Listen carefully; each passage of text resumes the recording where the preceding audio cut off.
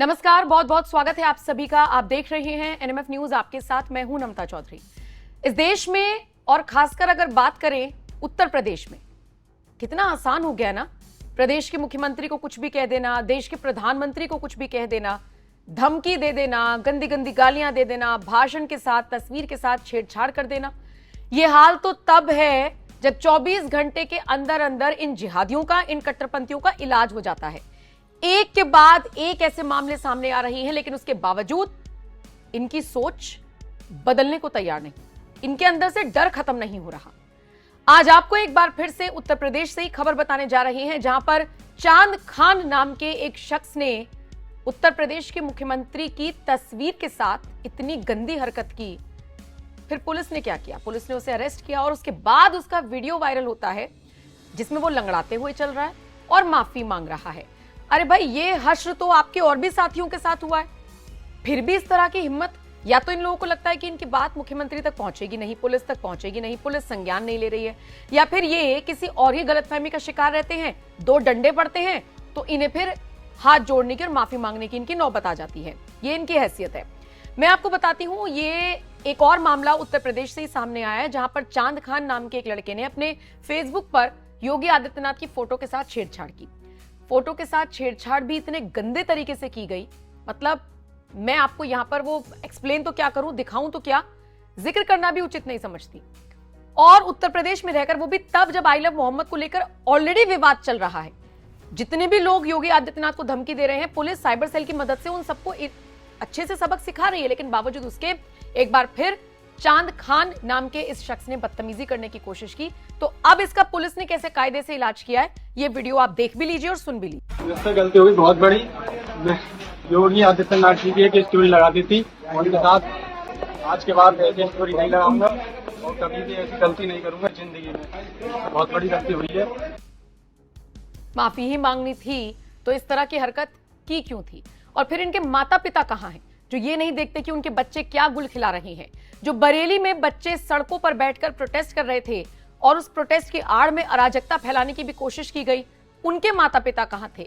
कैसे किसी मौलाना की बातों में आकर इतना ज्यादा ब्रेन वॉश किसी का हो सकता है, ये बड़ा सवाल है। बहरहाल इन सब के बीच संभल से, उत्तर प्रदेश के संभल से एक वीडियो वायरल हुआ था जिसमें दो लड़के योगी आदित्यनाथ को सीधे सीधे तौर पर धमकी दे रहे थे। क्या कहते हुए? ये कहते हुए कि हम श्रीलंका के रावण नहीं, करबला के हैदर हैं। फिर इनकी भी टांग तोड़ दी गई। फिर ये सीधा पता कहां पे नजर आए? व्हील चेयर पर। सुन लीजिए कैसे धमकी दे रहे थे, क्या किस भाषा का इस्तेमाल कर रहे थे। इंडिया के मुसलमानों के ऊपर आई लव मोहम्मद कहने पर योगी बहुत बड़ा एक्शन ले रहा है। योगी उस टकले को मैं एक बात कहना चाहता हूँ कि सुन बे टकले, मुसलमान इंडिया के एक बार आई लव मोहम्मद कह रहा है तो तू उसके ऊपर केस कर रहा है, एक्शन ले रहा है।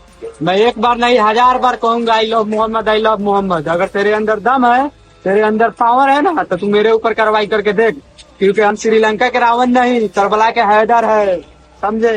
इंडिया के मुसलमानों के ऊपर तो देखा आई लव मोहम्मद के ये दो लड़के कैसे धमकी दे रहे थे। और इसके अलावा वो चांद खान जो सोशल मीडिया पर फोटो के साथ छेड़छाड़ कर रहा था। एक और लड़का है जिसने भाषण के साथ छेड़छाड़, इंडिया के मुसलमानों के ऊपर आई लव मोहम्मद कहने पर माफी मांगते हुए नजर आए। इसके अलावा ये तो उत्तर प्रदेश की बात हो गई। महाराष्ट्र में आई लव मोहम्मद के नाम पर एक धार्मिक आयोजन किया गया था और यहां पर एक मौलाना ने हाथ में आई लव मोहम्मद का पोस्टर ले रखा था। सामने कई सारे मुसलमान खड़े थे। वही तस्वीरें चलाइए, वही विजुअल चलाइए महाराष्ट्र के। और वहां पर भी योगी को धमकी दे दी गई। सुन लीजिए। उस कबीले को इतनी हिम्मत नहीं होती कि वो हुजूर सल्लल्लाहु अलैहि वसल्लम के शान में गुस्ताखी करे। मोहतरम सामने इकराम, मैं उस योगी को मदीना गांव शहर से, मुस्तफा मस्जिद के सामने से ये चैलेंज करता हूँ कि अगर है तकले तो तेरी अगर इतनी हिम्मत है तो तुम मदीना गांव में आकर खाली सिर्फ और सिर्फ आका सल्लल्लाहु अलैहि वसल्लम के नाम के जो गुस्ताख है, जो गुस्ताखी कर, जो आई लव मोहम्मद के नाम पर जो बैनर लगा रहे हैं, अगर तू उन्हें अरेस्ट करेगा तो मैं कसम खुदा की मुस्तफा मस्जिद के सामने के उसे टकले को चैलेंज करता हूँ कि तुम मस्जिद गांव से हमारे साल भैया के ढाबे तक भी तू नहीं पहुंच पाएगा, कि तुझे उठाकर सीधा तुझे दफना दिया जाएगा।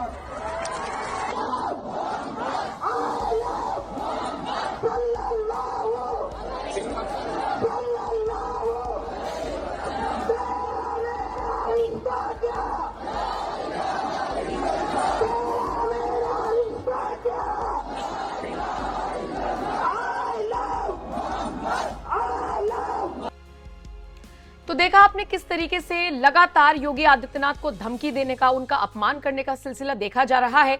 और इन सब के बीच आपको योगी आदित्यनाथ के बयान भी सुनने चाहिए जिसमें वो अराजकता फैलाने वालों को सीधे सीधे तौर पर चेतावनी दे रही हैं। अगर ये चेतावनी भी इन लोगों को समझ में नहीं आ रही है तो फिर तो इसी तरीके से इनका इलाज होगा, और अगर समझ में आ रही है तो बहुत अच्छी बात है। तो योगी के इसी बयान के साथ आपको छोड़कर जा रही हूं जो बरेली में हिंसा के बाद सामने आया था। फिलहाल इस खबर पर आपकी राय क्या है, कमेंट करके अपनी राय जरूर। पर्व और त्योहारों के उत्सव और उमंग में अगर कहीं उपद्रव करने का कार्य किया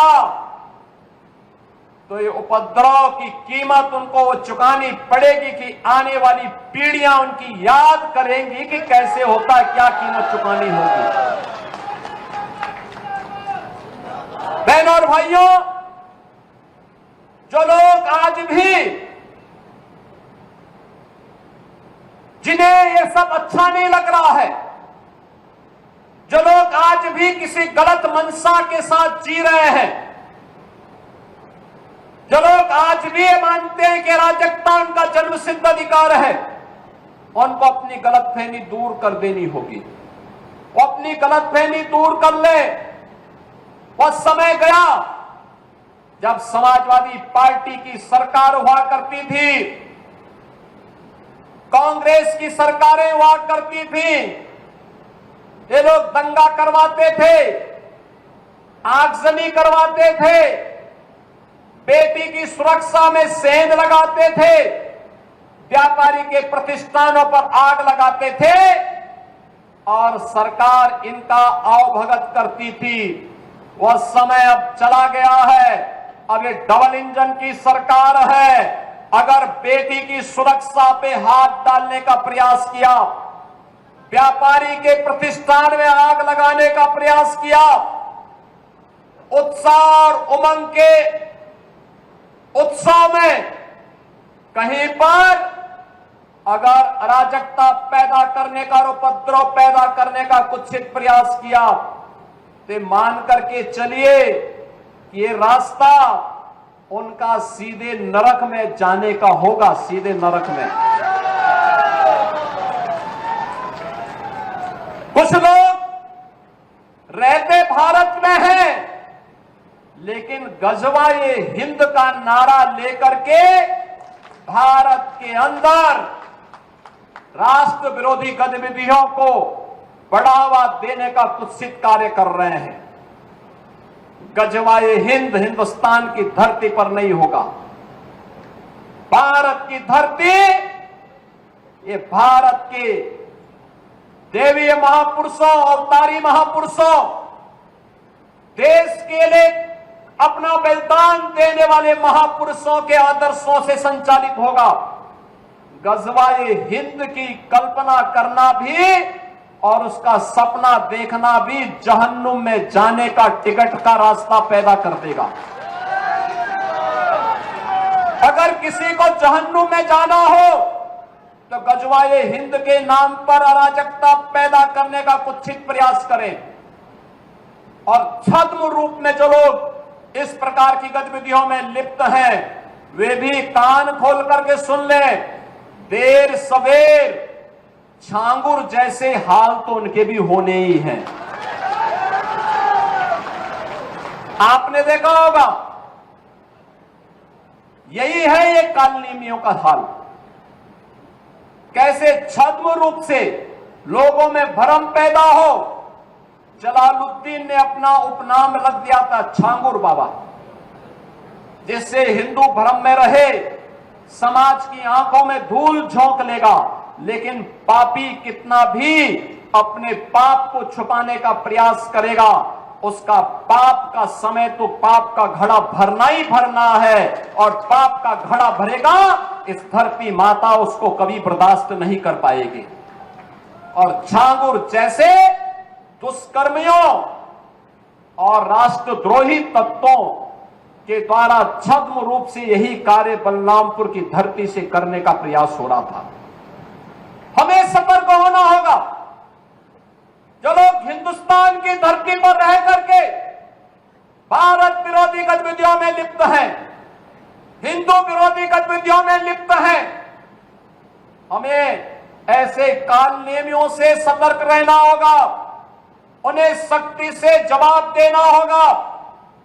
स्थानीय प्रशासन और पुलिस को इसके प्रति सजग करना होगा और समय समय पर इनकी गतिविधियों के बारे में शासन को अवगत कराना होगा, जिससे समय रहते इनकी नाजायज गतिविधियों पर सरकार पूरी तरह नकेल कस सके। कुछ लोगों को शांति और विकास अच्छा नहीं लगता, लातों के भूत बातों से नहीं मानते। इनको लगता है जैसे सरकार अब भी इनके सामने झुक करके कार्य करेगी।